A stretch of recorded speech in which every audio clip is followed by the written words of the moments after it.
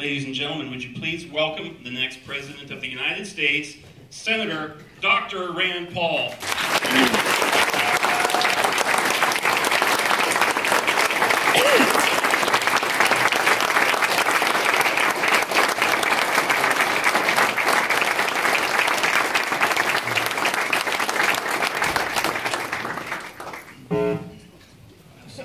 Some people ask, now, why would you want to go from one of the most respected professions to one of the least respected? And I ask myself that sometimes when I'm in Washington. There's definitely a different mindset inside Washington than there is outside of Washington. The things that you would think were popular among you or your friends that would be overwhelmingly popular here, people don't seem to get in Washington. They seem to be completely out of touch. One of the reasons I ran for office is I tell people I got tired of throwing things at my TV. And part of my frustration at throwing things at my TV was actually frustration with Republicans. Because I would work for Republicans, I would help to get them elected, and then I would find out, you know what, they forgot or maybe never believed everything they told us when they were getting elected. Often this was the truth. One of the big things that motivated me was in 2009, I was unhappy that many Republicans supported bailing out the banks. I don't think anybody's coming to Council Bluffs if your business goes under. If you're struggling, nobody's coming here to Council Bluffs to bail your business out. I don't think it made any sense to send billions and billions and even trillions of dollars to New York bankers. You know, if you lose your shirt in a business, if you lose and you go bankrupt and you were making $100 million a year, does it make any sense for that person not to miss a beat but to be making $100 million the next year with our bailout? And it doesn't make sense for the government to be involved with businesses. So I was unhappy about Republicans bailing out the banks, and that was sort of part of, I think, what some of this Tea Party movement was, is people unhappy actually with Republicans. But also unhappy that Republicans had made government bigger and debt bigger. The debt doubled under Republicans. Now it's completely out of control under Democrats. Under the Democrats and under President Obama, he will probably add more to the debt than all of the previous presidents combined. There are repercussions to this. We're borrowing about $1 billion every minute right now. And so it is literally out of control. But you wonder about people inside the Beltway, inside Washington versus outside. And I'll give you an example. How many people here think it's a good idea to borrow money from China to send it to Pakistan? We do this all the time. We don't have any money in Washington. We're out of money, and yet we're borrowing money from China to send it to Pakistan. So I got annoyed with it, and I decided I'd introduce an amendment. So I introduced an amendment that said that we shouldn't send any money to any country that persecutes or imprisons Christians. You would think, well, certainly everybody would be for that, right? If you poll that issue in Iowa, Council Bluffs, Nebraska, wherever you are, do you think we should send money to countries that persecute or imprison Christians? I would think nobody could be for that. I can't imagine anybody being for that. And yet we had the vote in the committee, and it was 18-2. Every Democrat and almost every Republican voted to continue this aid uninterrupted without any restrictions on it. And you say, well, what countries persecute Christians? Well, about 25 countries persecute Christians. They have law, typically Sharia law, that says if you marry someone of a different faith, you can be given life imprisonment or death. If you change your religion from Islam to Christianity, you can be given death or life imprisonment. Or if you say something about the religion, something critical that they consider to be blasphemy, you can be put to death. In fact, there was a woman by the name of Asia Bibi, and she went to draw water from a well in Pakistan. And as she was drawing water from a well, the women of the village began to stone her and beat her and chant death to the Christian. This went on. She was bloodied and beaten and drugged to the ground. And as she's crying out for help, when the police finally come, she thinks she's being rescued. They arrest her and haul her off to jail because the other women of the village said that she had said something about, Islam. So this is the kind of stuff that your tax dollars, not even your tax dollars, we're having to borrow to send money to these countries, which is even worse. But it would be insult enough that your money is being sent to these other countries. And I've done this time and time again, and in Washington get no support, but among the public I think get a great deal of support. I thought when the Muslim Brotherhood was in charge of Egypt, we shouldn't send it. I thought when the generals took back over a coup, we shouldn't send the money to them either. We actually have a specific law that says if a country has an undemocratic change of government or a military coup, we're not allowed to send them. But you know what President Obama did, Hillary Clinton? They just redefined it and say, well, I guess it's not a coup. This is the new democratic government, even when they take over by force. With Israel, we have a unity government over there that includes Hamas, that won't renounce violence, who continues to have violence. We continue to send money to that group. And so I said, well, until they renounce violence, they shouldn't get any penny. It's not even saying no money, which would probably be best. I'm saying unless they renounce violence, and I can't get a vote on that either. But it shows you how out of touch these people are, but it also is, I think, the strongest argument for having term limits. We need to bring the whole mess of them home and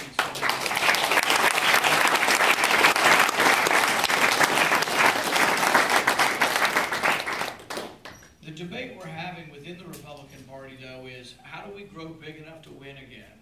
You know, Iowa, President Obama won twice. There's 18 states that we haven't won in 30 years. So we've been increasingly behind the 8 ball as far as winning elections. And so the debate has been within our party, should we dilute our message?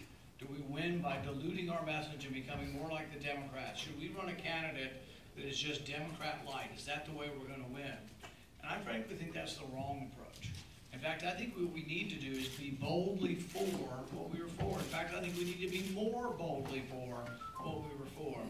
I grew up in the era of Ronald Reagan. When I was 13 years old, I went to the convention in Kansas City. It was one of the closest conventions in the last century. But Ronald Reagan was unequivocally for smaller government, less regulation, and lower taxes. One of the most dramatic things he did was lower the income tax from 70 to 50 and from 50 to 28 for the top rate. And we didn't whine about it and say, oh, woe is me, the Democrats are going to attack us, and say, oh, this will affect the rich more than the poor. Well, if you do basic math, it's always going to be that way. If we do a 1% tax cut, those who pay more, 1% is a bigger number of a bigger number, all right? 1% of a million is bigger than 1% of 10,000. It will always be that way. But if we let the Democrats beat us up on this, and we just say, oh, the tax cut is about Warren Buffett. No, it's not. It's about Council Bluffs. It's about how much money you want to leave in Iowa. Would you rather have $50 million left in Iowa or $50 million sent to Washington? Do you really think you're getting your money's worth out of Washington? So what I would say, let's have that debate. Let's have that debate with the Democrats. Let's say, where are jobs better created? In Washington or in Iowa? Where's the money better spent? In Washington or in Iowa? I think it's an argument that we win hands down. We've been trying the other way for so long, and it hasn't worked. We have a tax code that is so convoluted that some rich people and some rich corporations pay no taxes. All of us are beleaguered with the cost of paying our taxes, incredibly complicated. Half of us can't even figure out how to do it without hiring somebody to do it for us. The compliance costs are enormous. The Lord's Prayer is 66 words long. The Gettysburg Address is 266 words long. The Declaration of Independence is 1,322 words long. But the regulations for the sale of cabbage is 26,600 words long. It's just gotten out of control. The tax code is 70,000 pages long. The tax code is said to be over 30 million words. So we looked at the tax code and we said, what can we do? Can we fix it? And we decided we ought to just scrap the whole thing and start over.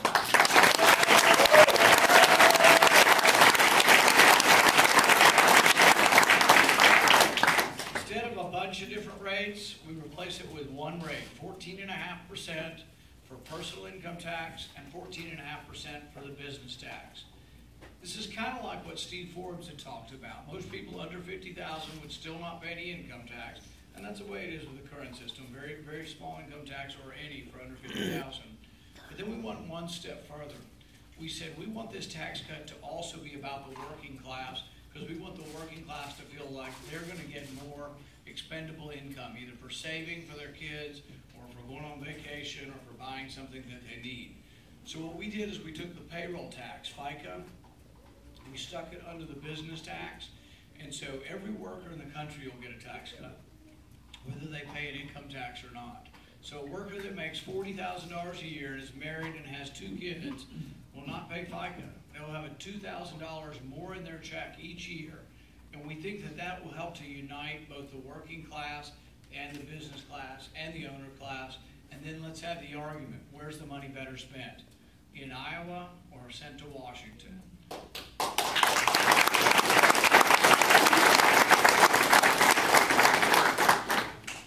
You're sort of punished twice. You're punished once when they take your money, but you're punished again sometimes when they spend the money.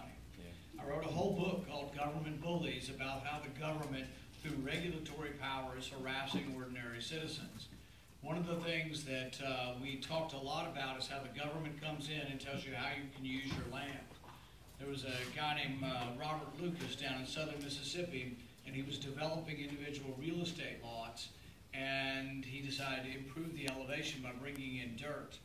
He, his daughter, and his 80-year-old partner were all given prison time. He was given 10 years in prison for conspiracy to violate the Clean Water Act. You say, what does putting dirt on your own land have to do with the Clean Water Act? I'm still asking the same question. The thing is that we have some rules that are well-intentioned. The Clean Water Act says that you can't discharge pollutants into a navigable river. I agree with that. You shouldn't be allowed to dump benzene in the Mississippi River or in the Great Lakes or in the oceans. There should be some rules.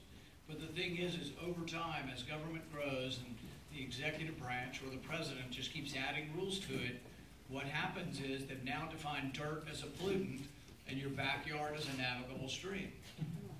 In fact, it's worse than that. They say if a bird could have ever been in a navigable stream and flown and landed on your property, that's a nexus. And so you are now connected to the waters of the United States, and the federal government can regulate you anywhere. And here's the thing. This is happening by regulatory fiat. What does that mean? The government's just doing it, and Congress is never voting on it. So when people ask me, they say, what's the worst thing the president has done? It's not Obamacare, although that's pretty bad. It's not Dodd-Frank, the regulations on the bank, which is pretty bad, stifling your local economy. What it is that he's collapsed the separation of powers. Madison talked about having co-equal branches of government, where you would pit ambition of one, Congress, versus the ambition of the president. They would each jealously guard their power. But in doing so, you would have checks and balances. In fact, one of the philosophers that our founders looked towards and Jefferson looked towards was Montesquieu. And he said that when the executive begins to legislate, then a form of tyranny will ensue. And I can tell you we're there. Because what's happening is that the most important laws I never vote on. I will never get a vote on. Remember we had a vote on cap and trade? Republicans were elected in 2010, or actually right before that, and it was voted down. And then what happened was they do it anyway. The greenhouse gases, all these rules that are being promulgated, I have no vote. The lowest level bureaucrat in Washington has more power than your senator or your congressman often. And this is really disappointing, but it's how we're losing the grip on our country. So now we have the decision. You have the decision to make who will be your nominee. And the thing is I don't think all the nominees are going to do the same or have the same wherewithal to do anything. We've done this in the past. When we elected the first George Bush, our first experience with Bushes, when we elected the first Bush, he redefined wetlands to mean everything. So your farm's a wetland now. My backyard, if there are any leaves that are blackened on the bottom, is a wetland. If they can drill into the soil in my backyard and find water in the soil, not standing water, not a puddle, not a pool of water, not a lake, not a pond, but water dissolved in the dirt of my ground, they can say they've got a wetlands. We need them to spend more time protecting the Great Lakes and less time in our backyard.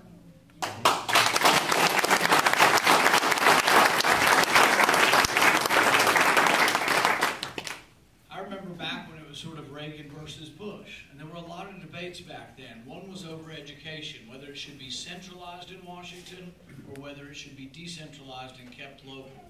When we had this debate, Ronald Reagan said, you know what, we don't need the Department of Education. They just created it under Jimmy Carter. He said, we don't want to centralize education, we want to keep it at home. This debate's still going on. Reagan won the first time around and the second time around, but eventually then we switched back to the Bushes, and the Bushes believe that there should be more centralization of education. Now it's Common Core. Once upon a time, it was doubling the size of the Department of Education. You get to the second Bush we elected, and we actually doubled the size of the Department of Education. We added No Child Left Behind. Conservatives didn't like it. Teachers didn't like it because teachers said, how can we be judged as to whether or not we're a good teacher by someone who lives in Washington? And I agree with it. In fact, I think it could be a unifying principle where we bring teachers back and over to the Republican Party and say, look, we're for empowering teachers. We want you to be in charge with the parents, the local school board, but we don't want someone in Washington telling you what to do, developing the curriculum, or telling you, frankly, whether you're a good or bad teacher.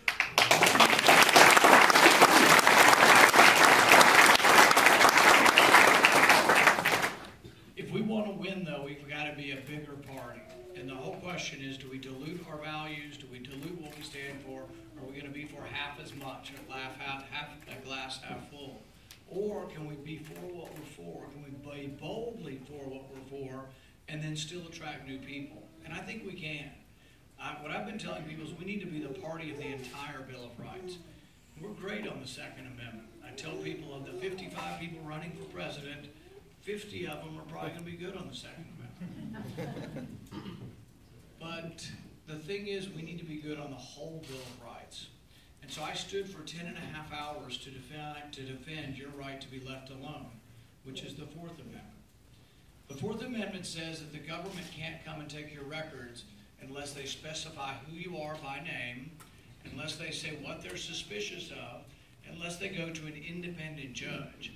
See, this was so great about the Constitution, the way we were founded, is the checks and balances. Now, why do you say the policeman has to call the judge? Do you not trust your policeman? No, most of our policemen are good. But the reason we have the call is that the police in the hot pursuit might be angry or might be running towards someone's house they don't like. Or in the old days, there was a time when racial prejudice could have entered into what the police were doing. So they have to stop, catch their breath, call a judge on the phone. The judge is supposed to be dispassionate. Does it always work? No, but it's a good check and balance. Because there have been times in our history when we didn't do the right thing. Think of when we incarcerated the Japanese Americans, 100,000 of them for no reason at all. Think of what happened to African Americans in the South when they weren't treated fairly by the system, by government. So there's a lot of reasons why you want these checks and balances.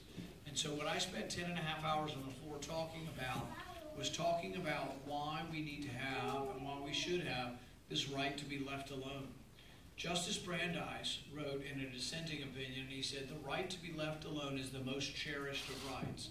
It's the right that civilized men and women find to be most prized, is this right to be left alone. And some will say, well, there's no right to privacy in the Constitution. Well, the thing is, there is. You just have to get through the rest of the amendments. If you get to the Ninth Amendment, the Ninth Amendment says those rights not listed are not to be disparaged. You do have a right to privacy. Our rights come from our Creator. They're naturally ours. And the government has no right to take them away. Even a majority of people can't take them away. Your rights are naturally derived, and they are yours. And so we have this debate, and some think, well, if you haven't done anything wrong, you have nothing to fear. That's a sort of a far cry from innocent until proven guilty. And the thing is it doesn't have, privacy isn't about people who do stuff wrong. Privacy can be about people who are doing things right but still don't want the government involved in their affairs. You can be an evangelical Christian. You can be somebody who teaches their kids at home. You can be somebody who worships in a different way than someone else, and the government needs to leave you alone. It's not about whether you've done something wrong. It's about whether or not the government should be involved, because once the government gets involved and decides to look at all of your affairs, where's it going to end? So we had this big battle, and I go back to the Bushes again. What did Jeb Bush say? He said the best thing that President Obama's done is collecting all your phone records. I think it's one of the worst things the president has done. And the thing is that people then say, oh, well, it's just boring old business records. Why would you care? It's just your phone records. 85% of the time they can tell from your phone records what your religion is. Nearly 100% of the time they can tell who your doctor is. From your doctor they can infer what diseases you have. They also say that your visa bill has no protection. In fact, if you read them closely and you listen to them closely, they'll say The Fourth Amendment does not apply to any of your records at all. And if that's true, that's a scary world we live in. Because if I have your visa bill, I can tell whether you smoke, whether you drink, what books you read. I can tell everything. We live in a world where almost all of our purchases are done, through records, through credit cards. Part of the concept of this was that a man or a woman's house is their castle. And so we wanted to protect your house from the government coming in without any kind of warrant or suspicion or a judge's permission. But your records are no longer in a castle, they're in a cloud. Our records are virtual. In fact, if the government came in any of your houses, they probably find almost nothing as far as paper records.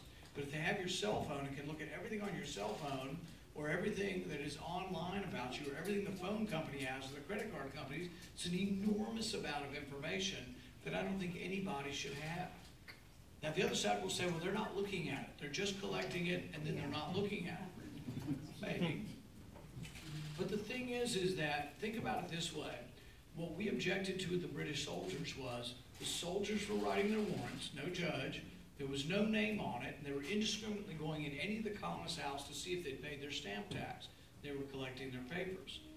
Do you think the colonists would have been pacified with, oh, we're just collecting your papers, but we're not going to look at your papers? The thing is that it stretches credulity to think that that would happen. But this is a fight that's worth having, and it's a fight that separates us. I think also, though, we need to be for the entire Bill of Rights. So the Second Amendment, defending your right to bear arms, absolutely. First Amendment, your religious freedom, freedom of the press. The Fourth Amendment, your right to privacy. But also the Fifth and Sixth Amendment, which I call the Justice Amendments. These say that if you're accused of a crime, that you get due process. Or if the government wants to come and take your farm or take your property, certainly you get due process. We're supposed to have rare exceptions where the government can take your property through eminent domain. But you know what they did is they interpreted this. The Supreme Court's occasionally been wrong. They interpreted in Kelo versus New London that if you have a condo and a big business wants your land and will pay more in taxes, and we get more taxes to the business, then it's fine. We'll call your condo or your house blight, even if it's not, even if you don't think it's blight. They take it from you and give it to a corporation. To my mind, that should never, ever happen.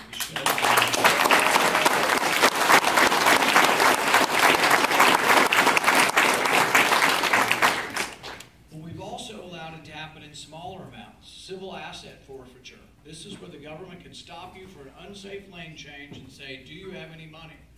You say, well, I've got $1,000. I'm going to the dentist to get a tooth fixed. And they say, give it to me. And I'm not kidding you. You have to give it to them. And then they say, well, if you sign this piece of paper promising not to sue to get your money back, we'll give you half back right now. Oh. We'll negotiate on the side of the road for half your money back now if you promise not to sue to get the other back. But think about who gets affected. It's probably not a lot of people in this room, but it's people who are poor, don't have representation, live on cash because they can't get a credit card for one reason, but their life is just barely going on. And that's who they're taking the money from. It turns out to be disproportionately African Americans, Hispanic, poor whites. But the thing is, people who are least able to absorb this. But the thing is if we become the party who says that's wrong and says that you have to be convicted of something before they take your money, in fact, I don't have a problem with it. If you're in sex trafficking, we convict you, take your millions and give them to the victims of this. There's all kinds of reasons why civil asset forfeiture could be a good thing. But you should convict people, and you should be innocent until proven guilty. But this is a way we can be for what we're for the Bill of Rights, still be the party of balanced budgets, low taxes, less regulations, but also be the party that cares about those who are being mistreated by sort of a big government over-criminalization. The Sixth Amendment says you get a right to a trial by jury. And you would think, who could object to that? Well, a couple years ago, we passed something called indefinite detention. And with indefinite detention, an American citizen can be detained forever. So I'm having the debate with this other senator on the floor. I hate to name names, but he was from Arizona. So this other Republican senator, we're having this debate, and I said, does this mean an American citizen could be detained and sent to Guantanamo Bay forever? And his response was, well, yeah, if they're dangerous. It's like, kind of begs the question, doesn't it? Who gets to decide who's dangerous and who's not dangerous? Think about the times in our history when we got it wrong. Think about vigilante justice. Think about all the things that we don't represent as Americans. I'm reminded of Richard Jewell. Everybody said Richard Jewell's the Olympic bomber. He was convicted on TV. In fact, the television finally had to pay millions of dollars because he wasn't the Olympic bomber, but everybody said he was. He fit the profile. He wore glasses. I see a couple of you. He was an introvert. He had a backpack. Well, to my mind, you still should get your day in court. That's not enough. But it turns out he was innocent. And what I ask people to imagine, people who are frightened and say, people don't look like me, that person's grandmother came from Lebanon or something. They're an Arab American. We need to be frightened of that person. Think about Richard Jewell, but also think about if Richard Jewell had been a black man in the South. If we make these jumps and these generalizations about people based on color of your skin or your religion or what you look like or who your parents are, that's not what America's about. So we need to be the people who stand up and say, yes, we're going to do everything to stop terrorism, but we're not going to indiscriminately snatch people up and put them in jail. We are and should be the party of the Bill of Rights.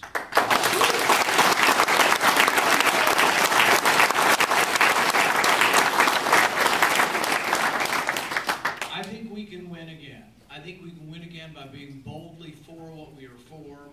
What I would say to you is that this campaign is going gangbusters right now. We are ahead of Hillary Clinton in 5 states won by President Obama.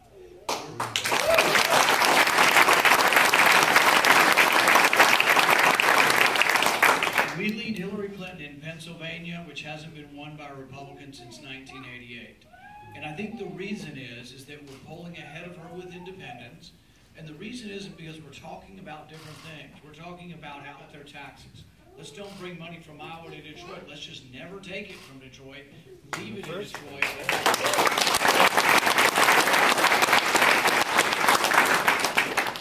So we lead Hillary Clinton in Pennsylvania, Ohio, Colorado, Iowa, and in New Hampshire. 5 states that were won by President Obama. How do you win? I think it's by being boldly for what we are for. Balanced budget, small government, the Constitution. But figuring out what part of our message actually appeals to young people, to people who haven't been listening to this.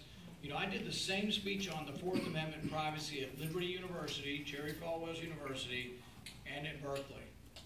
So the thing is the message can resonate with different audiences. We don't have to change what we stand for, but we do have to figure out how to take it to new people and bring them into our party. I'm convinced we can do it. It's going gangbusters. Remember that Iowa caucuses are not that big. If this room became committed and went out and each got 20 votes and you got them all to the polls, we win your area. That's what it takes. It really isn't that big. Not that many people committed enough to do it. I want to make our party bigger, better, and bolder. I hope you'll be a part of it. Thank you for coming out this morning.